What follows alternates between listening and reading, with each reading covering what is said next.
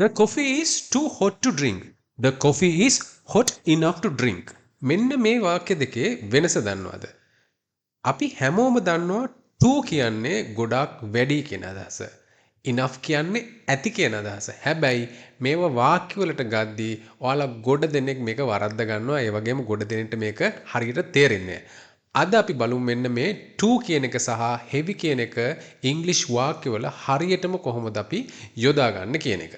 අපි මුලින්ම ලේසි එක වෙන to කියන එක ගමු. මෙන්න මේ උදාහරණය බලන්න. This shirt is too expensive. This shirt is too expensive. මොකක්ද එකෙන් කියන්නේ? මේ ෂර්ට් එක ගොඩක් ගණන් වැඩි. ඒ කියන්නේ තමන් හිතන ප්‍රමාණයට වඩා තමන් බලාපොරොත්තු වෙන ප්‍රමාණයට වඩා ගණන් වැඩි. ඒක තමයි කියන්නේ too expensive. ඒ කියන්නේ ඒක expensive, ඒක too expensive. ඒ කියන්නේ හිතනවට වඩා ගණන් වැඩි. මෙන්න මේ උදාහරණය. The music is too loud. The music is too loud. ඒ කියන්නේ මියුසික් එක ගොඩක් සද්ද වැඩි. අපි the music is loud කියලා කිව්වොත් ඒ කියන්නේ මියුසික් එක ഘോഷාකාරී. music is too loud කියලා කිව්වොත් ඒක හිතා ගන්න බැරි විදියට ගොඩක් ഘോഷාකාරී. එහෙම නැත්නම් ගොඩක් සද්ද වැඩි කියන එක තමයි too කියන එකෙන් අදහස් වෙන්නේ. The bag is too heavy. The bag is too heavy. bag එක ගොඩක් බර වැඩි. අන්න ඒ විදිහට තමයි මේ to කියන එක අපි යොදාගන්නේ. අපි දැන් බලමු මේ enough කියන එක මෙන්න මේ වගේ වාක්‍යවලදී කොහොමද යොදාගන්නේ කියන එක. මෙන්න මේ උදාහරණය බලන්න. He is strong enough to lift the box. He is strong enough to lift the box. මොකද්ද මේ කියන්නේ? He is strong enough. එයා ශක්තිමත්.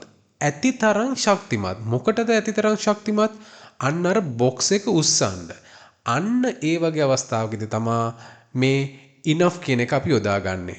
එයා ඒක උස්සන්න තරම් ශක්තියෙන් ඇති. ශක්තියක් එයාට තියෙනවා. He is strong enough. මෙන්න මේ උදාහරණයක් බලන්න. She is old enough to drive. මොකද්ද මේ කියන්නේ? එයාගේ වයස ඇති. හොඳටම එයාට වයස ඇති drive කරන්න. ඒ කියන්නේ එයාගේ වයස සම්පූර්ණයි drive කරන්න. එතකොට she is old enough to drive. The room is big enough for 6 people. The room is big enough for 6 people. මොකක්ද ඒ කියන්නේ? මේ room එක මිනිස්සු 6 දෙනෙකුට ඉඩ ඇති. ඒ කියන්නේ මිනිස්සු 6 දෙනෙකුට ඉන්න මේකට ඇති තරම් ඉඩ තියෙනවා කියන අදහස තමයි big enough කියලා දාද්දී මෙතනින් එන්නේ. හැබැයි මෙතන too big කියලා දැම්මොත් ඒ කියන්නේ the room is too big for 6 people කියලා කිව්වොත් මේ room එක ගොඩාක් ලොකුයි 6 දෙනෙකුට බොරුවට මේ room එක මෙච්චර ලොකු room එකක් it is too big ඒක මිනිස්සු 6 දෙනෙකුට ඕනාවට වඩා ලොකුයි කියන අදහසක් තමයි too big කියන එකෙන් එන්නේ. හැබැයි big enough කියලා දාපුවම එන්නේ ඒක මිනිස්සු 6 දෙනෙකුට සෑහේ කියන අදහසක් තමයි එන්නේ. මං හිතනවා මේ කොටස ඔයාලට දැන් හොඳටම තේරුණා ඇති කියලා. අපි අර කලින්ම ගත්ත උදාහරණය බැලුවොත් the coffee is too hot to drink. The coffee is hot enough to drink. දැන් ඔයාලා දන්නවා මේ දෙකේ වෙනස. එතකොට the coffee is too hot to drink කියලා කියන්නේ කොෆි එක බොන්න බැරි ගාන්ට රස්නේ. ඒ කියන්නේ too hot. ගොඩාක් රස්නේ වැඩි. හැබැයි the coffee is hot enough to drink කියලා කියන්නේ ඒක බොන්න පුළුවන් ගානට රස්නේ. ඒ කියන්නේ මීට කලින් ඒක නිකන් ඇල් වෙලා සීතල වෙලා තිබිලා දැන් ඒක රත් කරලා දැන් ඒක බොන්න පුළුවන් ගානට රත් වෙලා තියෙන්නේ. The coffee is hot enough to drink.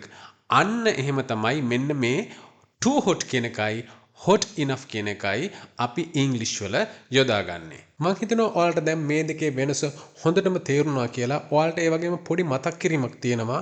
අපේ WhatsApp group එකේ link එක මම description එකේ දාලා තියෙනවා. ඉතින් අපි ඒකේ ඒ කියන්නේ WhatsApp group එක ඇතුලේ ඔයාලට තියෙන ඉංග්‍රීසි පිළිබඳ තියෙන ප්‍රශ්න ගොඩාක් කතා කරනවා. ඉතින් ඒකට එකතු වෙන එක ප්‍රයෝජනවත් වෙලා කියලා හිතනවා නම් අන්න ඒ link එකෙන් ඒකට join වෙන්න පුළුවන්. අපි මේ වීඩියෝ එකත් එක්ක grammar points 100ක් කතා කරන වීඩියෝ මාලාවක් පටන් ගන්නවා. ඒ හැම වීඩියෝ එකක්ම විනාඩි 4 5 6 වගේ කෙටි වීඩියෝස් වෙනවා. එන්නේ ඒ පාඩම් අපි මෙන්න මේ විදිහට පාඩම අංක 1 2 3 විදිහට නම් කරලා thumbnails වලින් ඔයාලට දැක ගන්න පුළුවන්. ඉතින් ඔයාලා ඒවා පිළිවෙලට බලනවා නම් කෙටි කාලයක් ඇතුළත English grammar points සියල්ලම වගේ අපි cover කරන්න බලාපොරොත්තු වෙනවා. ඉතින් channel එක තාම subscribe කරලා නැත්නම් subscribe කරලා තියාගන්න. එහෙනම් අලුත් පාඩමකින් හමු වෙනතුරු ඔයාලා හැමෝටම සුබ දවසක්.